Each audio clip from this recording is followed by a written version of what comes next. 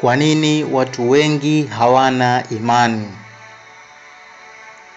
Imani ni tunda la Roho ya Mungu, na kwa kumpenda Mungu, Mungu huwa anawapa wale wanaoitafuta roho yake.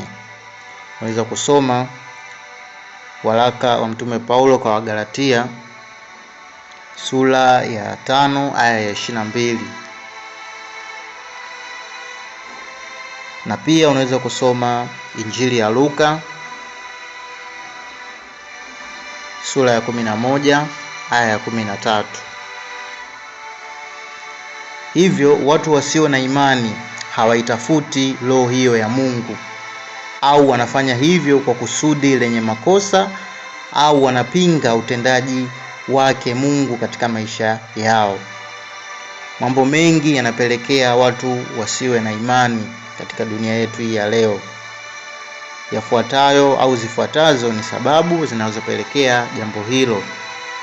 Sababu ya kwanza ni ukosefu wa maarifa sahihi ya Biblia.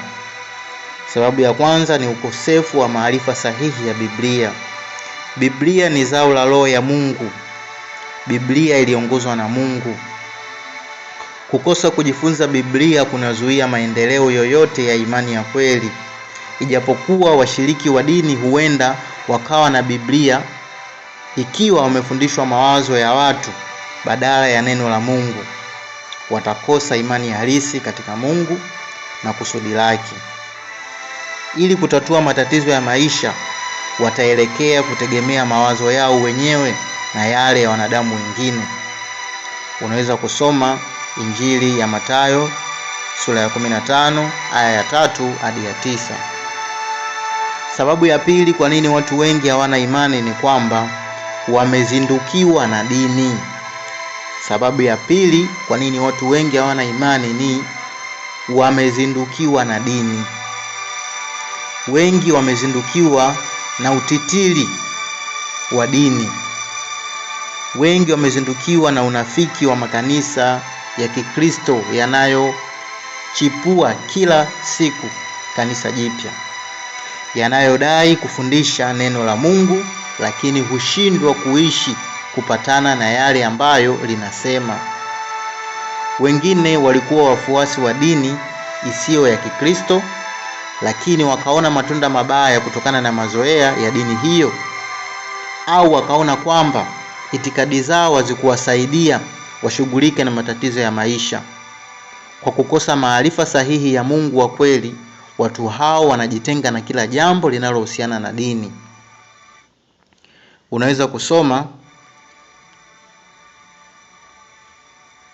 Injili ya Mathayo sura ya 7 aya ya 21 hadi ya 23. Sababu ya tatu kwa nini watu wengi hawana imani ni hawaelewi sababu gani Mungu ameruhusu uovu.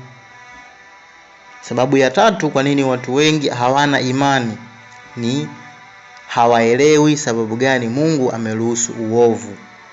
Watu walio wengi hawaelewi kwa nini Mungu anaruhusu uovu, na hivyo wanamlaumu kwa mambo mabaya yote yanayotokea.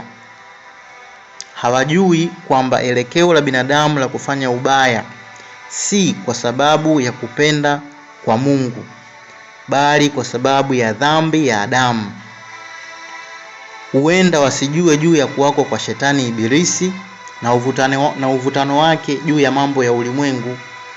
Hivyo wanamlaumu Mungu kwa sababu ya mambo maovu yanayoendelezwa na shetani.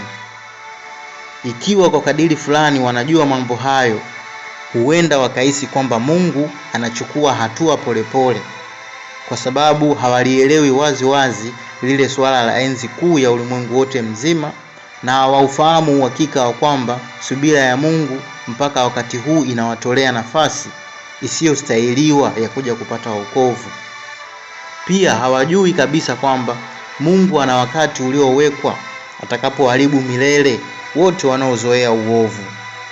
Unaweza kusoma pia kitabu cha Ufunuo sura ya 22 aya ya 10 hadi 12 na sura ya 11 aya ya 18.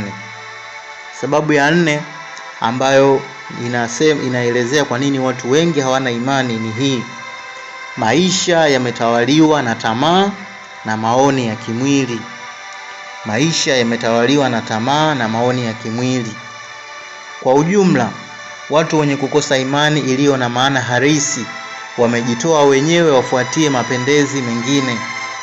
Wengine huenda wakasema kwamba wanaiamini Biblia, lakini huenda hawajapata kamwe kujifunza kwa ukamili Biblia, au huenda wameshindwa kutafakari kwa uthamini juu ya yale wanayosoma, juu ya sababu zinazotolewa na jinsi inavyohusu maisha ya kila siku.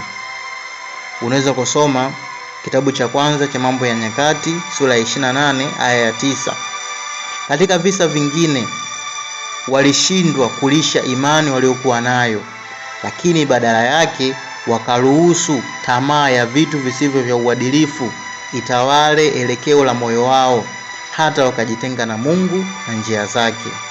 Unaweza kusoma pia waraka wa Mtume Paulo kwa Waibrania sura ya 3 aya ya 12. Na imani kwa sababu hizo 4 utakuwa umejifunza kwa nini watu wengi hawana imani, na pia kupitia kujifunza huko itakusaidia kuweza kuboresha ustawi wa kiroho, hasa katika kipindi hiki cha Kwaresma, ili uweze kuchipua kweli kiroho kipindi hiki kinavyokuwa kinakwisha. Subscribe, like, comment na share. Think well, speak well and do well. Thank you for watching and listening. Nawatakia Kwaresma njema.